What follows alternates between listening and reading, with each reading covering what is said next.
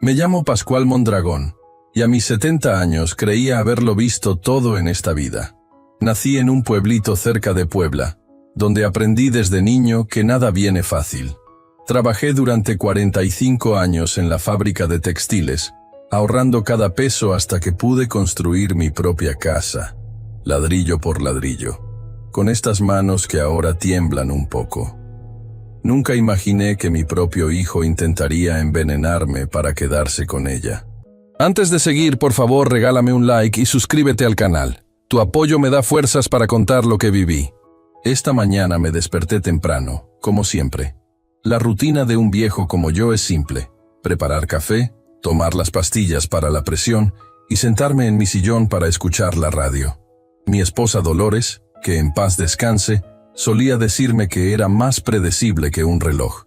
Supongo que tenía razón. El teléfono sonó cuando apenas eran las 7. Era Tadeo, mi único hijo. «Papá, necesito hablar contigo. Es urgente. Paso por tu casa en 1 hora». No pregunté de qué se trataba. Últimamente, las urgencias de Tadeo siempre tenían que ver con dinero. A sus 45 años debería tener la vida resuelta, pero una mala inversión tras otra lo habían dejado al borde de la ruina. Y ahora, con una hipoteca que no podía pagar y una esposa con gustos caros, su desesperación crecía cada día. Mientras esperaba, observé las grietas en las paredes de mi casa. No es una mansión, pero cada centímetro lo construí yo mismo durante años de trabajo extra los fines de semana. En este barrio obrero, mi casa es de las pocas que tiene un pequeño patio y 2 pisos. Nada lujoso, pero es el fruto de una vida de sacrificios. El timbre sonó puntual. Tadeo nunca llegaba tarde cuando necesitaba algo. «Buenos días, papá», dijo al entrar, mirando alrededor como evaluando el lugar. Detrás de él, Berenice, su esposa, me saludó con un beso frío en la mejilla. Me sorprendió verla. Normalmente no me visita a menos que sea Navidad o mi cumpleaños. «¿Quieren café?», ofrecí. «No hay tiempo para eso», interrumpió Tadeo. «Papá, voy a ser directo. Estamos a punto de perder nuestra casa. El banco nos dio un ultimátum. Ya había escuchado esta historia antes. Cada crisis financiera de Tadeo era la definitiva, pero de alguna manera siempre lograba salir adelante, generalmente después de que yo vaciara mis ahorros para ayudarlo.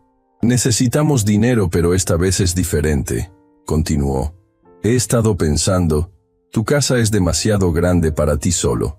¿Por qué no te mudas con nosotros? Podríamos vender este lugar, pagar nuestras deudas, y todavía quedaría algo para todos». Sentí como si me hubieran dado una bofetada. Miré a Berenice, quien asintió con entusiasmo fingido. «Piénsalo, suegro. Estarías acompañado, te cuidaríamos. A tu edad, vivir solo es peligroso». «Tengo 70 años, no 100», respondí. «Y esta casa no está en venta». Vi cómo intercambiaban miradas. No era la primera vez que sacaban el tema, pero nunca habían sido tan directos. «Papá, sé razonable», insistió Tadeo. «Necesitamos resolver esto ahora. ¿De qué te sirve una casa tan grande? Cuando te pase algo, igual será mía. ¿Por qué no ayudarnos ahora que lo necesitamos?» «Lo siento, hijo. Puedo prestarte algo de dinero, pero mi casa no se vende». Tadeo se levantó bruscamente. «Siempre has sido un egoísta. Toda la vida trabajando para tener algo. ¿Y ahora no puedes ayudar a tu único hijo?» «Te he ayudado más veces de las que puedo contar», respondí, manteniéndome firme aunque sus palabras dolían. «Pero esta casa es todo lo que tengo. Es mi seguridad». «Es solo un montón de ladrillos viejos», gritó, perdiendo la compostura. «Podrías ayudarnos de verdad por una vez en tu vida». Berenice lo tomó del brazo, susurrándole algo al oído. Él respiró profundo, intentando calmarse. «Perdón, papá. Estoy muy estresado». Su tono cambió completamente. «Mira, no tienes que decidir ahora. Piénsalo unos días, ¿sí? Mientras tanto, Berenice te preparará algunas comidas para la semana. Sabes que no te alimentas bien». El cambio repentino de actitud me desconcertó, pero acepté. Berenice sonrió y se dirigió a mi cocina como si fuera la dueña del lugar. La escuché abrir y cerrar cajones mientras Tadeo hablaba de cosas triviales, evitando el tema que había provocado su enojo. Media hora después, se fueron, dejando varios recipientes con comida en mi refrigerador. Les agradecí el gesto, aunque no podía quitarme la sensación de que algo no estaba bien. Esa tarde, mi amigo Nemesio pasó a visitarme como cada jueves desde hace años. Nos conocimos en la fábrica y, aunque ahora estamos jubilados, mantenemos la costumbre de jugar dominó y compartir historias. «Te veo preocupado, Pascual», dijo mientras acomodaba las fichas. «¿Pasó algo?». Le conté sobre la visita de Tadeo y Berenice. Nemesio me escuchó sin interrumpir, moviendo ocasionalmente la cabeza. «Ten cuidado, compadre», dijo finalmente. «He visto casos así. Empiezan queriendo la casa y terminan... Bueno, ya sabes». «¿Qué insinúas? Es mi hijo. Precisamente porque es tu hijo deberías preocuparte más. Los extraños no tienen acceso a tu comida ni a tus medicinas». Sus palabras me parecieron exageradas, pero sembraron una semilla de duda. Esa noche, cuando calenté la sopa que Berenice había preparado, la miré con desconfianza. Olía bien, parecía normal. Me sentí ridículo por dudar, y comí sin pensar más en el asunto. Al día siguiente me desperté con un ligero malestar estomacal. Nada grave, pero inusual para mí que tengo un estómago de hierro. Lo atribuí a la edad y continué con mi rutina. Tadeo llamó para preguntar cómo estaba y si había pensado en su propuesta. Le dije que necesitaba más tiempo. Él insistió en pasar nuevamente, esta vez con Itzel, mi nieta de 15 años. Itzel es la luz de mis ojos. Desde pequeña ha sido diferente a sus padres, estudiosa, sensible, con una madurez que me sorprende. Cuando llegaron, ella me abrazó con fuerza mientras Tadeo traía más recipientes con comida. «El abuelo necesita alimentarse bien», explicó a Itzel. «Tu mamá preparó comida para toda la semana». Mientras Tadeo revisaba mi refrigerador, tirando lo que consideraba vencido, Itzel se sentó junto a mí. «Abuelo», susurró, «¿has notado algo raro últimamente?». «¿A qué te refieres?». «No sé. En casa, papá y mamá hablan mucho sobre tu casa. Discuten cuando creen que no escucho». Quise preguntarle más, pero Tadeo regresó a la sala. Después de una visita breve, se marcharon. Itzel me abrazó más fuerte que de costumbre, como si quisiera decirme algo más. Esa noche comí el guisado que Berenice había preparado. Sabía ligeramente amargo, pero lo atribuía a alguna especia. 2 horas después, el malestar estomacal regresó, esta vez acompañado de mareos. Me acosté temprano, pensando que pasaría con el descanso. A la mañana siguiente, me sentía débil, como si hubiera trabajado un turno doble en la fábrica. Apenas podía mantenerme en pie y tuve que sujetarme de los muebles para llegar al baño. Algo estaba mal, muy mal. Con manos temblorosas busqué el teléfono y llamé a Nemesio. Mientras esperaba que llegara, miré los recipientes de comida en mi refrigerador con creciente sospecha. Las palabras de Nemesio resonaron en mi cabeza. Los extraños no tienen acceso a tu comida ni a tus medicinas. Pero Tadeo y Berenice no eran extraños. Eran familia. ¿Realmente mi propio hijo sería capaz de...? No, era imposible. Debía ser solo una coincidencia, quizás una intoxicación común. Pero mientras mi cuerpo se debilitaba, la duda crecía. Nemesio llegó rápido. Al verme, su rostro se transformó. «Pascual, estás pálido como un muerto». «Creo que algo me cayó mal», dije, restando importancia. «Vamos al médico ahora mismo». «No es para tanto». «No discutas. Si no quieres ir al hospital, al menos vamos con Eustaquio. Su hermana es enfermera y vive con él. Eustaquio Villalobos, mi vecino desde hace décadas. Había sido policía antes de jubilarse. Vivía a 3 casas de la mía. Y efectivamente su hermana Remedios, enfermera retirada, se había mudado con él hace 1 año. Con la ayuda de Nemesio, llegué a casa de Eustaquio. Remedios me examinó con la eficiencia de quien ha pasado una vida en emergencias. «Tienes los síntomas de una intoxicación», dijo finalmente. «¿Qué has comido en las últimas 24 horas?» Les conté sobre la comida que Berenice había preparado. También mencioné la conversación con Itzel y la insistencia de Tadeo en comprar mi casa. Eustaquio y Nemesio intercambiaron miradas preocupadas. «Pascual», dijo Eustaquio con la seriedad de sus años como policía, «creo que deberíamos revisar esa comida». Remedios fue más directa. «Si mis sospechas son correctas, alguien podría estar envenenándote lentamente». El mundo se detuvo por un segundo. Mi propio hijo intentando matarme por una casa. Era demasiado terrible para creerlo. «Debe haber otra explicación», murmuré. «La hay», dijo Eustaquio, «y vamos a encontrarla. Pero mientras tanto, no comas nada que venga de ellos». Remedios me dio medicamentos para contrarrestar los síntomas y me quedé en casa de Eustaquio esa noche. Mientras intentaba dormir, pensaba en cómo había llegado a este punto. En qué momento mi hijo, aquel niño que yo llevaba en hombros, se había convertido en alguien capaz de hacerme daño. Mi teléfono sonó. Era Tadeo. «Papá, pasé por tu casa y no estabas. ¿Dónde andas a estas horas?» «Estoy con un amigo», respondí vagamente. «¿Te sientes bien? Te noté algo mal cuando fuimos. ¿Has comido lo que te llevamos?» La pregunta me heló la sangre. ¿Estaba preocupado por mi salud o verificando si su plan funcionaba? Sí, estaba delicioso. Mentí. «Mañana regreso a casa». «Perfecto, pasaré a verte. Tenemos que hablar sobre lo de la casa. He estado pensando en una solución que nos beneficie a todos». Colgué sintiendo un nudo en el estómago que no tenía nada que ver con la intoxicación. El hombre al otro lado del teléfono era mi hijo, mi sangre, pero ahora me preguntaba si también podría ser mi verdugo. Esa noche, mientras miraba el techo de la habitación de invitados de Eustaquio, tomé una decisión. Si Tadeo y Berenice realmente estaban intentando envenenarme, necesitaba pruebas. No solo para confrontarlos, sino para protegerme. Y, quizás más importante, para proteger a Itzel de unos padres capaces de algo tan horrible. Mi casa, construida con el sudor de décadas, se había convertido en el motivo de mi posible muerte. La ironía era amarga. Toda una vida trabajando para dejarle algo a mi hijo. Y ese algo ahora era la razón por la que él quería verme muerto. Mañana volvería a mi hogar y enfrentaría lo que viniera. A mis 70 años, había sobrevivido a la pobreza extrema, a trabajos extenuantes, a la muerte de mi esposa.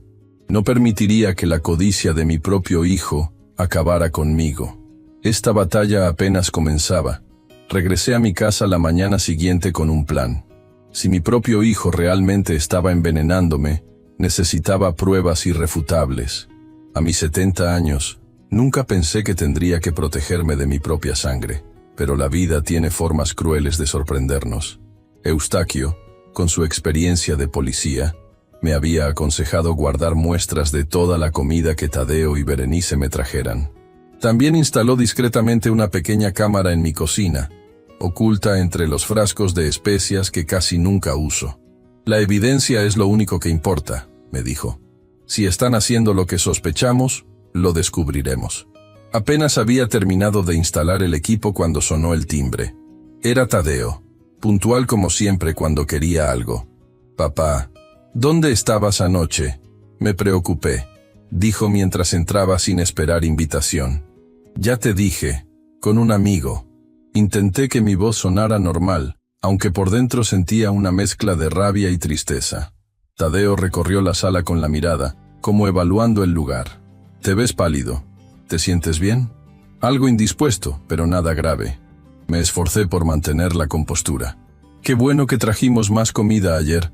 Debes alimentarte bien». Su falsa preocupación me revolvió el estómago más que cualquier veneno. Se sentó frente a mí y sacó unos papeles del maletín. «He estado pensando en lo de la casa y creo que tengo la solución perfecta». Me mostró un documento. Era un contrato de compraventa, pero con una cláusula de usufructo vitalicio. En teoría, yo podría seguir viviendo en la casa hasta mi muerte, pero la propiedad pasaría a su nombre inmediatamente. «Así todos ganamos», explicó con una sonrisa que no llegaba a sus ojos. «Tú sigues viviendo aquí, pero nosotros podemos usar la casa como garantía para un préstamo que nos salvaría». «Es lo más justo, papá». Lo miré fijamente, buscando en su rostro algún rastro del niño que crié. «¿Y si me niego?» Su expresión cambió por un segundo. revelando algo oscuro que rápidamente ocultó. Pues, seguiríamos buscando alternativas. Pero esta es la mejor solución para todos, especialmente para ti. A tu edad, vivir solo es cada vez más riesgoso. Déjame pensarlo, respondí, fingiendo considerarlo. No es una decisión que pueda tomar a la ligera. Por supuesto, papá. Tómate unos días. Se levantó, aparentemente satisfecho. Por cierto, Berenice pasará más tarde con comida fresca. Dice que la que trajimos ayer ya no debe estar tan buena. Cuando se fue, sentí que podía respirar nuevamente. Llamé inmediatamente a Eustaquio para contarle sobre el contrato. Es el motivo que faltaba, dijo gravemente. Quieren la casa oficialmente antes de que sea demasiado tarde para ti. ¿Realmente crees que mi hijo quiere matarme por una casa? La pregunta me dolía en lo más profundo. No es solo una casa, Pascual. Es una propiedad valorada en más de $1 millón en un barrio que ahora está en desarrollo. Y para alguien desesperado por deudas, puede parecer la única salida. Esa tarde, Berenice llegó con más recipientes de comida. La recibí con una sonrisa forzada, fingiendo que todo estaba normal. Le puse especial atención a este caldo, dijo mientras acomodaba los recipientes en mi refrigerador. Tiene todo lo que necesitas para recuperar fuerzas. Gracias, lo probaré esta noche. Mentí. Después de que se fue, guardé muestras de cada platillo en pequeños recipientes que Eustaquio me había dado. El resto lo tiré por el desagüe. Esa noche, calenté comida que había comprado en secreto en la tienda de la esquina. Los días siguientes, seguí la misma rutina. Tadeo o Berenice pasaban regularmente, siempre con comida especial, y siempre preguntando por mi salud con un interés que ahora me parecía siniestro. Yo fingía comer lo que traían, y me quejaba ocasionalmente de mareos o debilidad, alimentando sus expectativas. Eustaquio llevó las muestras de comida a un laboratorio donde conocía al encargado. Mientras esperábamos los resultados, la tensión crecía. Cada llamada, cada visita de Tadeo me ponía los nervios de punta. Una semana después del inicio de nuestro plan, recibí una visita inesperada. Era Itzel, mi nieta, sola.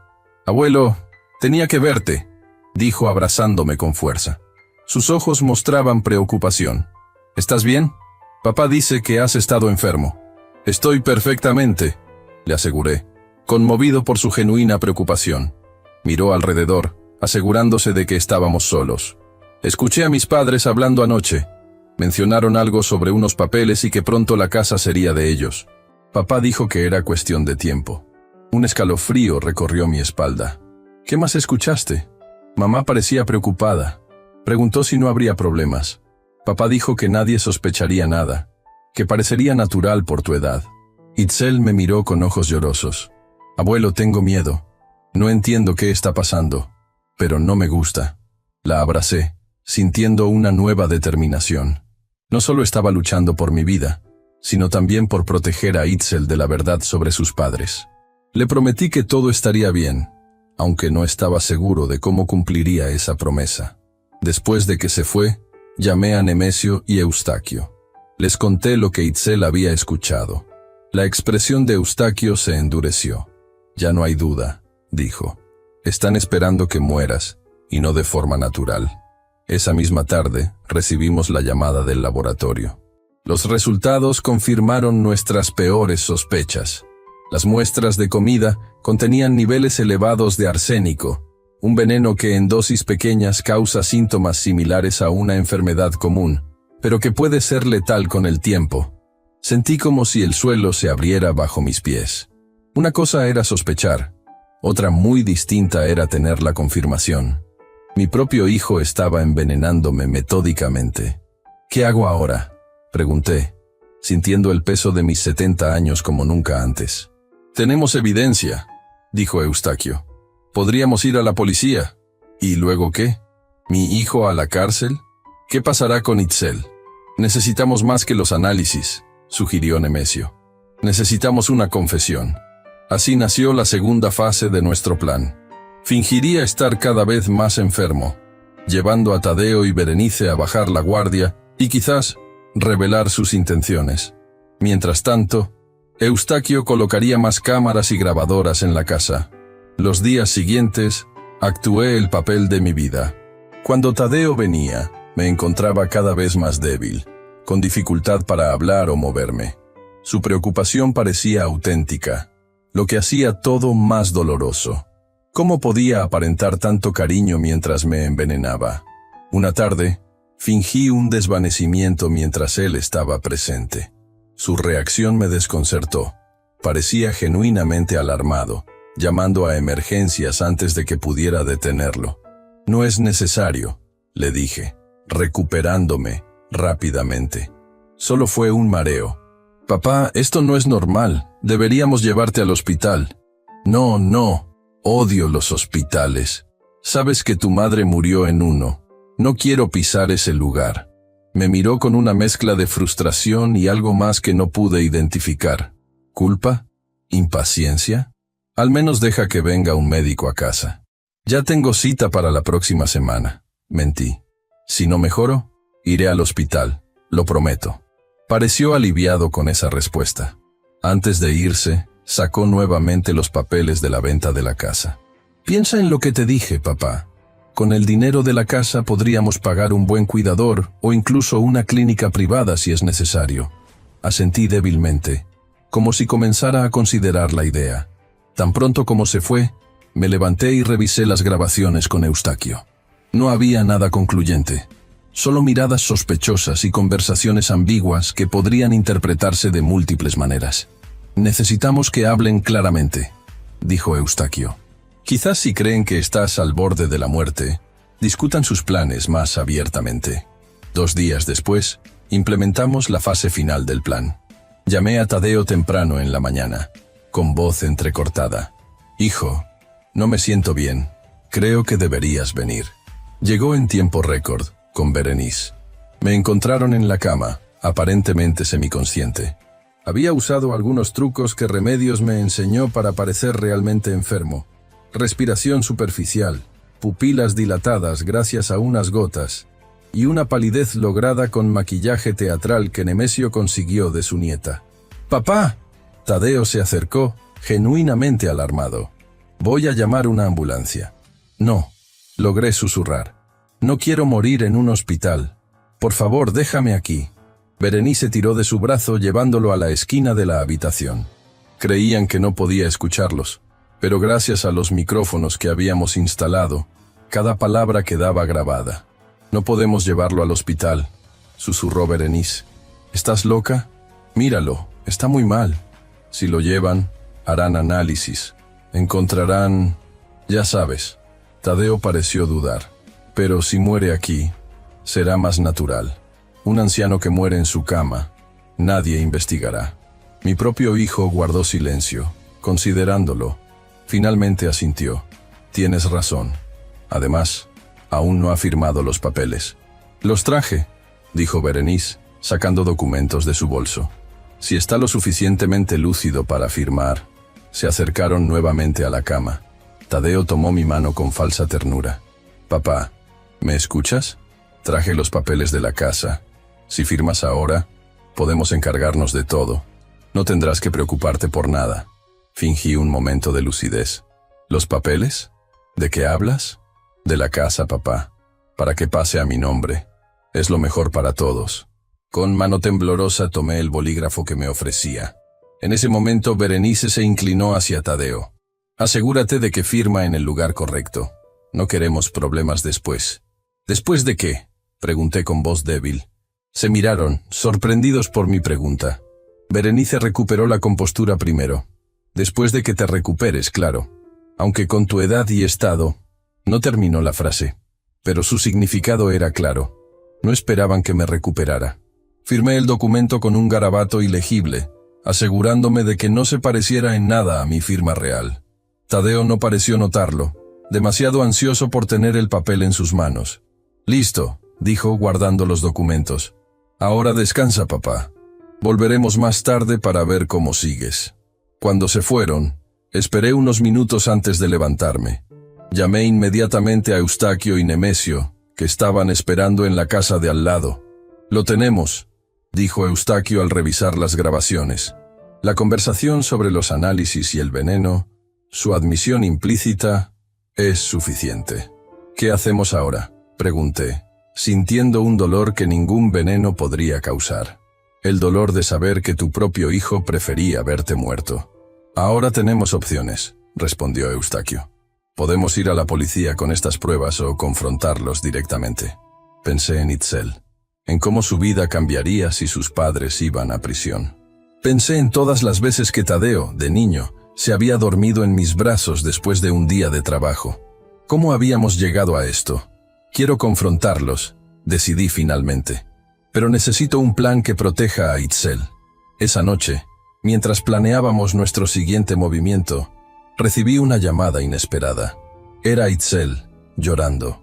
«Abuelo», escuché a papá y mamá. Decían que pronto la casa sería de ellos, que solo era cuestión de tiempo para que tú te fueras. Su voz se quebró. «Creo que están haciendo algo malo, abuelo.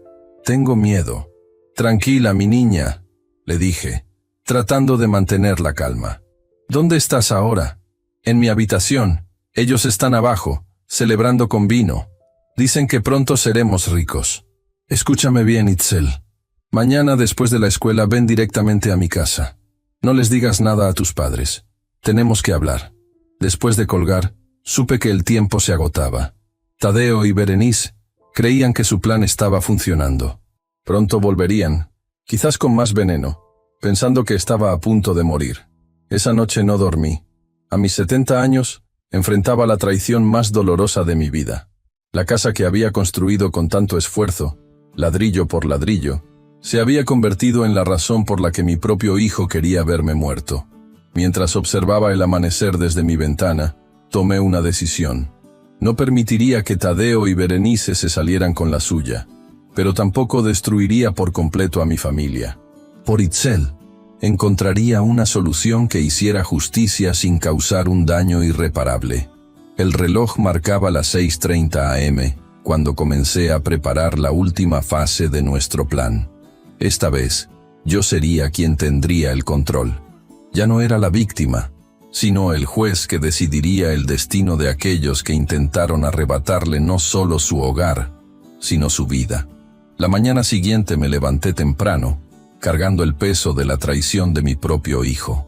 Yo, Pascual Mondragón, quien a mis 70 años había trabajado toda una vida para construir esta casa, ahora tenía pruebas de que Tadeo y Berenice intentaban envenenarme para quedarse con ella. Las grabaciones confirmaban lo impensable. Mi propia sangre quería verme muerto para resolver sus problemas financieros. Eustaquio y Nemesio llegaron a las 8 en punto. Remedios, la hermana enfermera de Eustaquio, vino con ellos trayendo un maletín con equipo médico que necesitaríamos para nuestro plan. También había invitado a Julio Montemayor, un notario público amigo de Eustaquio, cuya presencia sería fundamental. «¿Estás seguro de esto, Pascual?», preguntó Nemesio mientras Remedios preparaba el equipo. «Todavía podemos ir directamente a la policía». «Estoy seguro», respondí. «Lo que tengo planeado hará justicia sin destruir completamente a mi familia. Por Itzel». El timbre sonó a las 3 de la tarde. Era ella, mi nieta, con la mochila escolar aún en los hombros. La abracé con fuerza, intentando protegerla de la verdad que pronto conocería. «¿Qué está pasando, abuelo? ¿Por qué hay tanta gente aquí?». Le presenté a todos, explicándole que eran amigos que me estaban ayudando. Eustaquio se acercó con gentileza. «Itzel, lo que vamos a contarte es difícil, pero necesitamos tu ayuda. Se trata de tus padres». Los ojos de la niña se llenaron de lágrimas antes incluso de escuchar la historia completa, como si ya intuyera lo peor. Con cuidado, le mostré las pruebas, los análisis de laboratorio que confirmaban el arsénico en la comida, fragmentos seleccionados de las grabaciones donde sus padres discutían lo natural que parecería mi muerte. Itzel escuchó todo en silencio, las lágrimas corriendo por sus mejillas. Cuando terminamos, se quedó mirando al suelo durante lo que pareció una eternidad. «Siempre supe que algo estaba mal», dijo finalmente. «Los escuchaba discutir sobre dinero, sobre la casa, pero nunca pensé que llegarían a esto». La abracé de nuevo, sintiendo cómo temblaba. «No es tu culpa, mi niña. Nada de esto es tu culpa». «¿Qué va a pasar ahora?», Preguntó secándose las lágrimas. ¿Irán a la cárcel? Eso depende en parte de ti, respondí. Tengo un plan, pero necesito saber si estás dispuesta a ayudarnos. Itzel me miró con una determinación impropia de sus 15 años. Haré lo que sea necesario, abuelo. Lo que hicieron no tiene perdón. Le expliqué el plan. Sería difícil, especialmente para ella, pero era la mejor manera de garantizar justicia sin destruir completamente a la familia. Itzel asintió, comprendiendo su papel. A las 5 llamé a Tadeo. Con voz débil y entrecortada, le dije que me sentía peor y que necesitaba verlo urgentemente. Creo que es el final, hijo. Hay cosas que debo decirte. Tadeo llegó media hora después con Berenice. Al entrar, sus expresiones mostraron confusión al ver a Eustaquio y Nemesio sentados en mi sala. Remedios estaba en la cocina, fuera de vista, y el notario esperaba en la habitación contigua. ¿Qué es esto? ¿Quiénes son estas personas?, preguntó Tadeo, visiblemente alterado. Son mis amigos, respondí desde el sillón donde me había instalado, conectado a un monitor cardíaco que Remedios había preparado. La máquina emitía pitidos débiles e irregulares. Quería despedirme también de ellos. Berenice me miró con sospecha. Deberíamos estar solos, en familia. Estos asuntos son privados. No te preocupes, Berenice. No hay secretos entre nosotros. Mi voz sonaba débil, pero mis ojos no se apartaban de los suyos. De hecho, les estaba contando sobre vuestra generosidad, trayéndome comida preparada especialmente para mí. Vi cómo intercambiaban miradas nerviosas. Tadeo se acercó, intentando aparentar normalidad. Papá, pareces muy mal. Quizás deberíamos... ¿Llevarme al hospital?, completé su frase. No, hijo. Ya hablamos de eso. No quiero morir rodeado de tubos y máquinas. Prefiero irme en mi casa, en paz. Nemesio tosió discretamente. Nuestra señal. Era hora de pasar a la siguiente fase. Tadeo, Berenice, antes de irme, quiero dejar todo en orden. Hice un gesto hacia Eustaquio, quien sacó una carpeta. He redactado un Nuevo Testamento. Sus ojos se iluminaron con una mezcla de sorpresa y codicia mal disimulada. ¿Un Nuevo Testamento? Tadeo intentó mantener su voz neutra. ¿Por qué ahora? Porque he estado reflexionando. Tienes razón, hijo. Esta casa es demasiado grande para mí solo. Y tus problemas financieros... Bueno, quiero ayudarte. Berenice no pudo contener una sonrisa. Es lo más sensato, don Pascual. Así podrá irse tranquilo. Exactamente, asentí débilmente. Por eso he decidido dejarte la casa a ti, Tadeo. Sin condiciones ni restricciones. Será completamente tuya. Tadeo tomó mi mano, con lágrimas en los ojos que no supe si eran de emoción o un acto más en su teatro macabro. Gracias, papá. No sabes lo que esto significa para nosotros. Pero, continué, quiero que sea oficial ahora mismo. He traído a un notario para que testifique la firma. ¿Un notario? ¿Ahora? Berenice parecía desconcertada. Sí, ahora. Siento que no me queda mucho tiempo. Señalé el monitor cardíaco, cuyos pitidos parecían cada vez más débiles. Julio, ¿puedes venir? El notario entró con expresión solemne, portando documentos oficiales. Explicó brevemente el proceso mientras Tadeo y Berenice escuchaban, impacientes pero cautelosos. Antes de firmar, dije, hay algo más que deben saber. Mi voz cambió, perdiendo la debilidad fingida. El testamento tiene una condición especial. Hice una seña y Remedios salió de la cocina, trayendo consigo una bandeja con vasos de agua y una pequeña botella. ¿Qué es eso?, preguntó Tadeo, repentinamente alerta. Es una tradición antigua, explicó Nemesio. Un juramento de sangre familiar.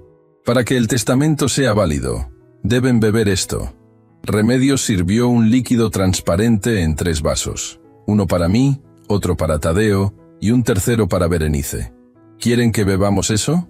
Berenice retrocedió un paso. ¿Qué contiene? Lo mismo que ustedes han estado poniendo en mi comida durante semanas, respondí, mirándolos fijamente. El color abandonó sus rostros. Tadeo intentó mantener la compostura. No sé de qué hablas, papá. Estás delirando. Arsénico, dije claramente. El mismo veneno que ustedes han estado usando para matarme lentamente. La diferencia es que en esta dosis es inofensivo, apenas para sentir su sabor. A menos, claro, que lo hayan estado consumiendo durante semanas, como yo. Berenice agarró su bolso, lista para huir. Eustaquio se levantó, bloqueando la puerta. Tenemos las pruebas, dijo con autoridad. Análisis de laboratorio de la comida que nos trajeron, grabaciones de sus conversaciones planeando mi muerte natural, todo. Es un malentendido, balbuceó Tadeo. Nunca quisieron ¿qué? ¿Envenenarme? ¿Esperar a que muriera para quedarse con mi casa? Mi voz temblaba, pero no de debilidad sino de rabia contenida. Sé exactamente lo que pretendían. Lo he sabido por semanas. En ese momento, Itzel salió de la habitación donde había estado escuchando todo. Su presencia fue como un golpe físico para sus padres. «Itzel, ¿qué haces aquí?» Tadeo parecía genuinamente horrorizado de que su hija presenciara esto. «Ella también lo sabe todo», expliqué. «Los escuchó planear mi muerte. Su propia nieta escuchando cómo sus padres planeaban matar a su abuelo por dinero». Berenice se derrumbó en el sofá, llorando. Tadeo se quedó paralizado, incapaz de mirar a su hija a los ojos. «Tienen dos opciones», continuó Eustaquio. «Podemos llamar a la policía ahora mismo. Con las pruebas que tenemos, pasarán al menos 20 años en prisión por intento de homicidio con premeditación. ¿O qué?», susurró Berenice entre sollozos. «O aceptan mis condiciones», respondí. Les expliqué mi propuesta. Firmarían un documento renunciando a cualquier derecho sobre mi casa y bienes. Acordarían pagar una pensión mensual para Itzel, quien viviría conmigo hasta cumplir la mayoría de edad. A cambio, no presentaríamos cargos formales contra ellos. «¿Pretendes quedarte con nuestra hija?», Tadeo encontró su voz indignado. «Es mejor que la alternativa», respondió Itzel antes de que yo pudiera hablar. «¿Prefieres que vaya a visitarlos a la cárcel cada semana? ¿Que toda la ciudad sepa que mis padres intentaron matar a mi abuelo?» «Fue idea de ella», dijo Berenice repentinamente, señalando a Tadeo. «Todo fue su plan». Tadeo la miró con incredulidad. «¿Qué estás diciendo? Tú fuiste quien investigó el veneno. Tú lo compraste». Verlos acusarse mutuamente fue doloroso pero revelador. No quedaba ni rastro del amor que alguna vez debió unirlos, solo codicia y miedo. «Basta», interrumpí. «No importa quién tuvo la idea. Ambos participaron. Ambos son culpables. Ahora decidan, ¿mis condiciones o la policía?» Después de un breve debate en susurros, aceptaron mis términos. El notario preparó los documentos mientras Tadeo y Berenice permanecían sentados en silencio, derrotados. Itzel se mantuvo a mi lado, sosteniendo mi mano con fuerza. Firmaron todo sin protestar. La renuncia a la herencia, el acuerdo de manutención para Itzel, la transferencia de la custodia. Cuando terminaron, Eustaquio los escoltó a la puerta. «Tienen 48 horas para recoger las pertenencias de Itzel y traerlas aquí», les informó. «Si intentan cualquier cosa, si hablan con ella a solas, si tratan de llevársela, las pruebas irán directamente a la policía». Antes de salir, Tadeo se detuvo frente a mí. Sus ojos, tan parecidos a los míos, estaban llenos de una mezcla de rabia, vergüenza y quizás, muy en el fondo, arrepentimiento. «¿Por qué no nos denunciaste directamente?», preguntó. «¿Por qué toda esta producción?» «Por Itzel», respondí simplemente. «Y porque, a pesar de todo, sigues siendo mi hijo.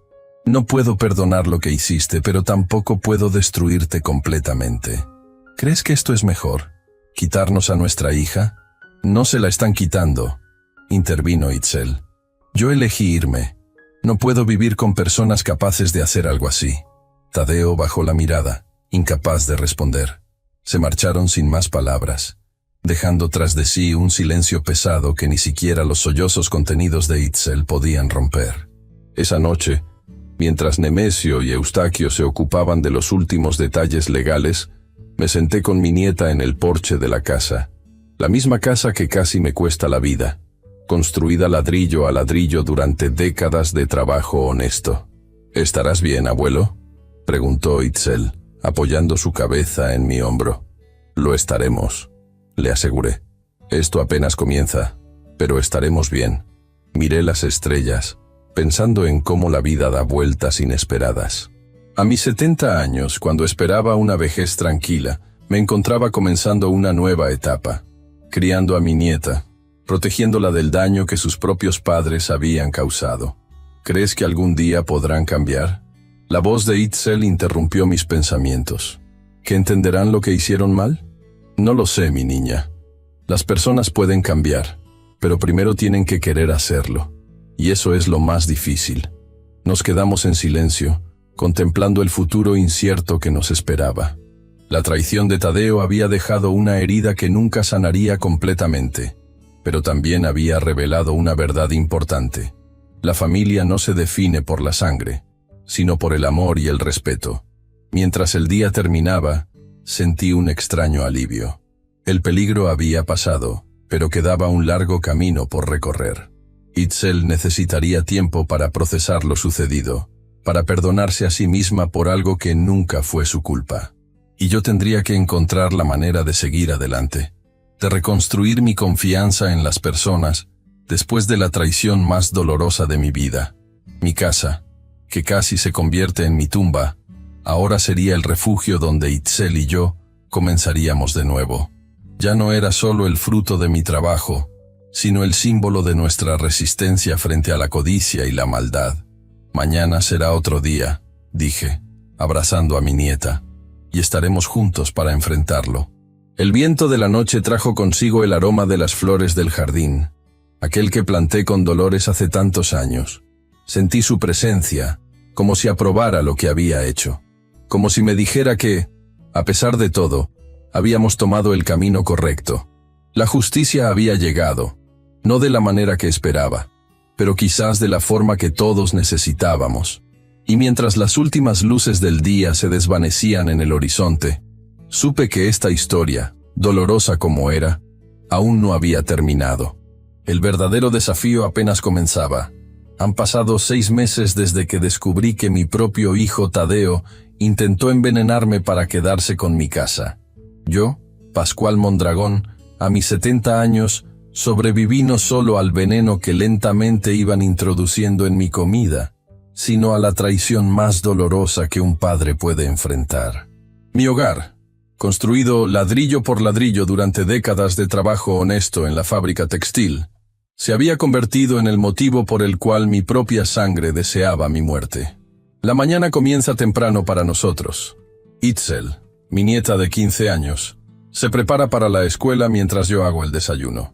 Nuestra rutina se ha vuelto cómoda, natural, como si lleváramos años viviendo juntos y no apenas medio año. La casa, que antes parecía demasiado grande y silenciosa tras la muerte de mi Dolores, ahora está llena de vida nuevamente. La decisión de que Itzel viviera conmigo fue la mejor parte del acuerdo que impuse a Tadeo y Berenice aquella tarde de confrontación.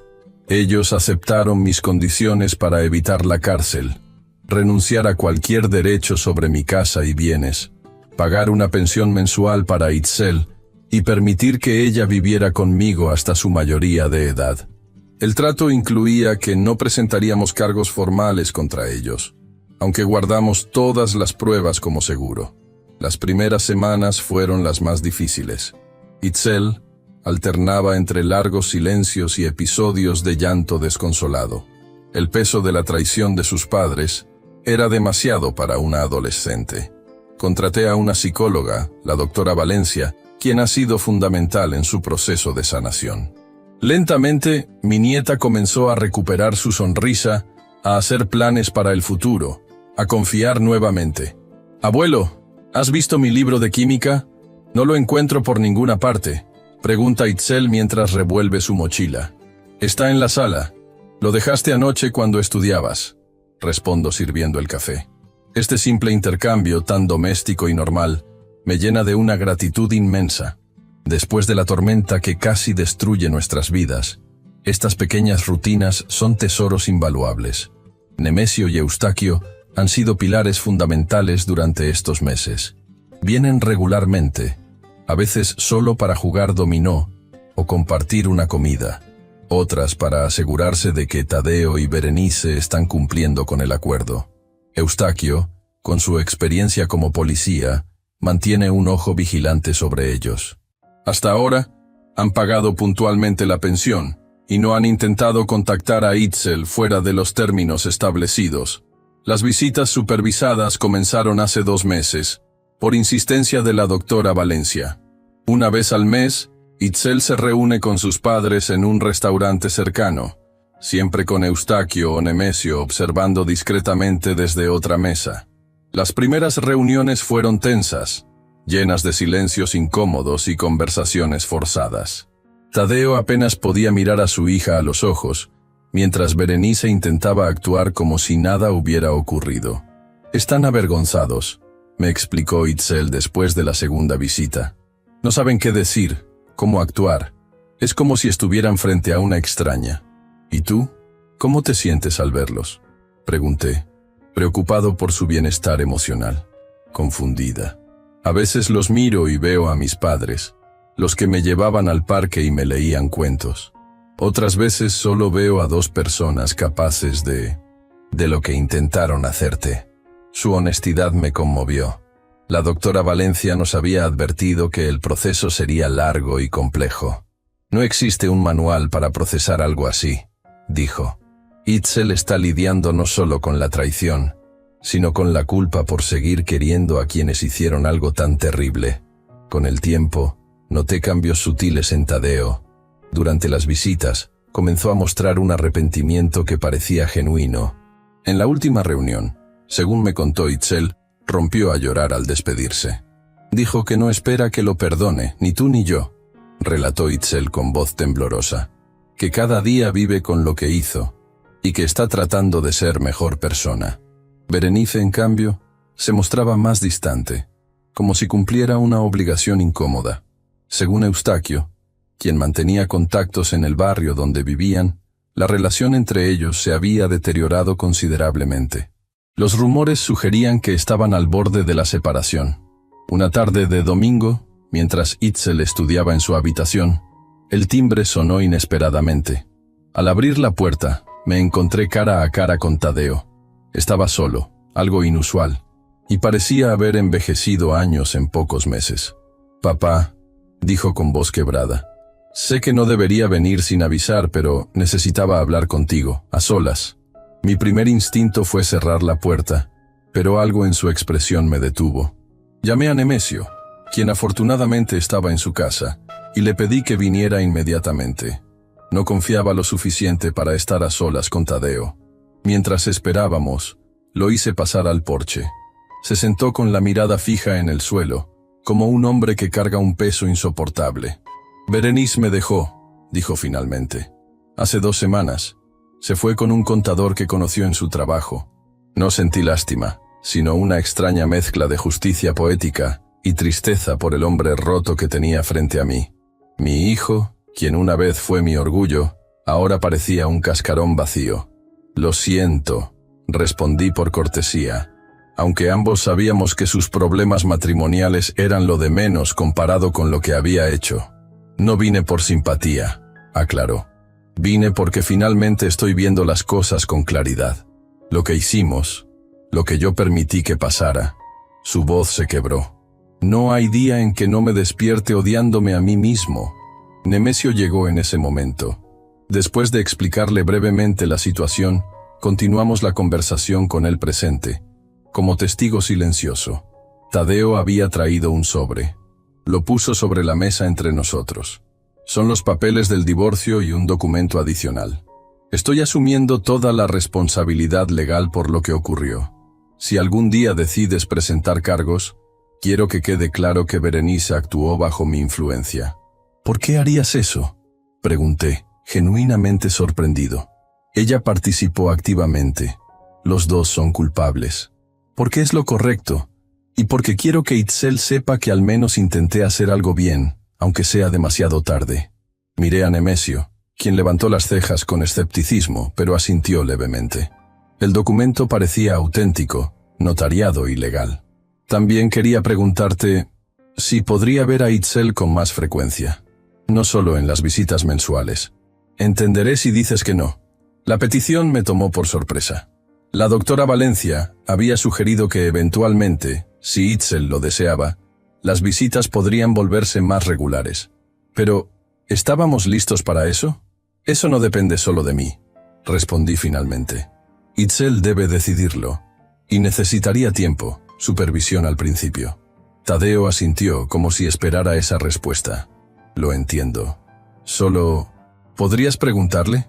No quiero presionarla, pero me gustaría la oportunidad de demostrarle que estoy cambiando. Lo hablaré con ella, prometí, sin comprometer más. Cuando se marchó, Nemesio examinó los documentos detenidamente. Parece sincero, comentó. O es un acto muy elaborado. ¿Tú qué crees? Creo que el remordimiento puede ser un maestro brutal pero efectivo. Tal vez perderte a ti y a Itzel, sumado a que Berenice lo abandonara, lo hizo despertar. Esa noche, después de la cena, le conté a Itzel sobre la visita de su padre. Esperaba confusión, quizás rechazo, pero su reacción me sorprendió. La doctora Valencia dice que el verdadero arrepentimiento viene cuando la persona asume las consecuencias de sus actos sin excusas, dijo pensativa. Quizás papá esté realmente arrepentido. ¿Te gustaría verlo más seguido? Pregunté con cautela. No lo sé, admitió. Parte de mí quiere creer que puede cambiar. Otra parte tiene miedo de confiar y salir lastimada de nuevo. No tienes que decidir ahora. Podemos hablarlo con la doctora en la próxima sesión. Asintió, abrazándome antes de irse a dormir. Esa noche, reflexioné largamente sobre el perdón, la redención y los lazos familiares que, incluso dañados, nunca desaparecen completamente. Las semanas siguientes trajeron más cambios. Tadeo comenzó a asistir a terapia por su cuenta, algo que documentó para nosotros como muestra de su compromiso. La doctora Valencia, después de consultarnos, acordó reunirse con él para evaluar su progreso. Está haciendo un trabajo genuino, nos informó después de varias sesiones. El arrepentimiento es real y está enfrentando sus demonios. No justifica sus acciones ni busca excusas. Es un buen comienzo. Con esta información, Itzel decidió aumentar gradualmente el contacto. Primero, llamadas telefónicas supervisadas, luego almuerzos semanales en lugar de mensuales. Yo me mantenía a distancia prudente, observando pero sin interferir directamente. 3 meses después de su primera visita, Tadeo me pidió hablar nuevamente a solas. Esta vez, acepté sin necesidad de testigos, aunque mantuve a Nemesio informado. He estado pensando mucho, comenzó, sentado en el mismo porche donde una vez planeó mi muerte, sobre cómo llegué a ese punto, cómo pude contemplar algo tan monstruoso. ¿Y llegaste a alguna conclusión?, pregunté, genuinamente interesado en su proceso. Sí, fue una combinación de desesperación, codicia y una debilidad moral que nunca creí tener. Permití que el dinero y el estatus se volvieran más importantes que mi propia familia, que mi propio padre. Su honestidad era descarnada, sin autocompasión. La terapeuta dice que debo hacer enmiendas concretas, no solo palabras. Así que conseguí un trabajo estable. Estoy pagando mis deudas honorablemente. Y he estado haciendo trabajo voluntario con ancianos en el asilo municipal. Me mostró fotos en su teléfono. Él, junto a otros voluntarios, organizando actividades para los residentes del asilo. Había algo diferente en su mirada, una humildad que nunca antes había visto. No espero que me perdones, papá. Lo que hice es imperdonable. Solo quiero que sepas que estoy intentando ser el hombre que debí ser siempre, el padre que Itzel merece, el hijo que tú merecías. Sus palabras me conmovieron más de lo que esperaba. El rencor que había albergado durante meses comenzó a disolverse lentamente. No por él, sino por mí. Cargar con ese odio era una carga demasiado pesada. El perdón es un camino largo, dije finalmente, pero creo que estamos dando los primeros pasos. La reconciliación completa, si alguna vez llegaba, tomaría años. La confianza, una vez rota, no se repara fácilmente. Pero por primera vez desde aquella terrible revelación, sentí que podíamos construir algo nuevo de entre las cenizas de lo que habíamos perdido. Para mi sorpresa, Fue Itzel quien lideró el proceso. Su corazón, aunque herido, tenía una capacidad de perdón que me asombraba. No olvido lo que hizo, me explicó una tarde, pero veo su esfuerzo, su cambio. Y si no le doy una oportunidad, ¿qué sentido tiene todo esto? Con el tiempo, establecimos una nueva normalidad. Itzel continuaría viviendo conmigo, como estaba acordado legalmente, pero veía a Tadeo regularmente. Él nunca intentó presionar para que volviera a vivir con él, respetando su decisión y nuestro acuerdo. Berenice desapareció de nuestras vidas casi por completo. Según supimos, se mudó a Monterrey con su nueva pareja, renunciando prácticamente a cualquier contacto con Itzel. Su ausencia, aunque dolorosa para mi nieta al principio, se convirtió con el tiempo en una aceptación resignada. Algunas personas no están hechas para ser padres, reflexionó Itzel una tarde, mientras cocinábamos juntos. Creo que mamá nunca quiso realmente esta vida, solo las cosas materiales que venían con ella. Su madurez me sorprendía constantemente. A sus 15 años, había enfrentado y procesado traumas que habrían destruido a muchos adultos. Un año después del día en que confrontamos a Tadeo y Berenice, organizamos una pequeña reunión en casa. Nemesio y Eustaquio vinieron con sus esposas, Remedios trajo un pastel, y Tadeo llegó puntualmente con un regalo para Itzel, un álbum de fotografías que había compilado, mostrando momentos felices de nuestra familia a lo largo de los años. Para que recuerdes que no todo fue malo, le dijo, y para que sepas que, a pesar de mis terribles errores, siempre fuiste lo más importante en mi vida. Mientras observaba a mi familia reunida en el porche de la casa que casi me cuesta la vida, reflexioné sobre el extraño camino que nos había llevado hasta aquí. La traición más dolorosa imaginable había dado paso, contra todo pronóstico, a una sanación que ninguno de nosotros creyó posible. Tadeo nunca volvería a ser el hijo que una vez conocí, y yo nunca podría olvidar completamente lo que intentó hacerme. Pero habíamos encontrado un nuevo equilibrio, una relación reconstruida sobre cimientos más honestos, aunque frágiles. Itzel florecía día a día. Sus calificaciones eran excelentes, y recientemente había comenzado a hablar sobre estudiar medicina. Quiero ayudar a personas como tú, abuelo, me dijo. Personas mayores que tienen tanto que ofrecer todavía. Mi casa, aquella que construí ladrillo por ladrillo durante décadas de trabajo, ya no era solo un conjunto de paredes y techo. Se había transformado en un símbolo de resistencia, de supervivencia y finalmente de renovación. A mis 71 años, había aprendido la lección más dura y también la más valiosa, que incluso las heridas más profundas pueden sanar, aunque dejen cicatrices permanentes, que el perdón no significa olvidar, sino liberarse del peso del odio, y que la familia, a pesar de sus imperfecciones y tragedias, sigue siendo el ancla que nos mantiene a flote en las tormentas más devastadoras. Esa noche, mientras todos se despedían, Tadeo se quedó un momento más. En el porche, bajo las mismas estrellas que habían presenciado nuestra confrontación un año atrás, me miró con ojos que ya no escondían secretos. Gracias, dijo simplemente, por darme la oportunidad de intentar reparar lo que rompí. No lo hice por ti, respondí con honestidad. Lo hice por Itzel, y por mí, porque el rencor envenena más que cualquier sustancia. Asintió comprendiendo perfectamente. Aún así, gracias. No todos habrían elegido este camino. Mientras lo veía alejarse hacia su auto, pensé en cómo nuestras elecciones, tanto las buenas como las terribles, nos definen y redefinen constantemente. Tadeo había elegido el camino oscuro de la codicia y la traición, pero ahora estaba eligiendo día a día el difícil sendero de la redención. Yo también había hecho mi elección. En lugar de buscar venganza, había optado por la justicia templada con misericordia. No por debilidad, sino porque a mis 70 años entendía que la vida es demasiado breve y preciosa para gastarla alimentando odios. ¿En qué piensas, abuelo?, preguntó Itzel, uniéndose a mí en el porche después de que todos se marcharon. En lo afortunados que somos, a pesar de todo, respondí, abrazándola. En cómo a veces las peores experiencias pueden traer resultados inesperados. Mi casa, que casi se convierte en el escenario de mi muerte, se había transformado en un hogar renovado, lleno de una paz que creí imposible después de lo ocurrido. Itzel, quien sufrió la traición de sus padres, había encontrado una fortaleza interior que la sostendría toda su vida.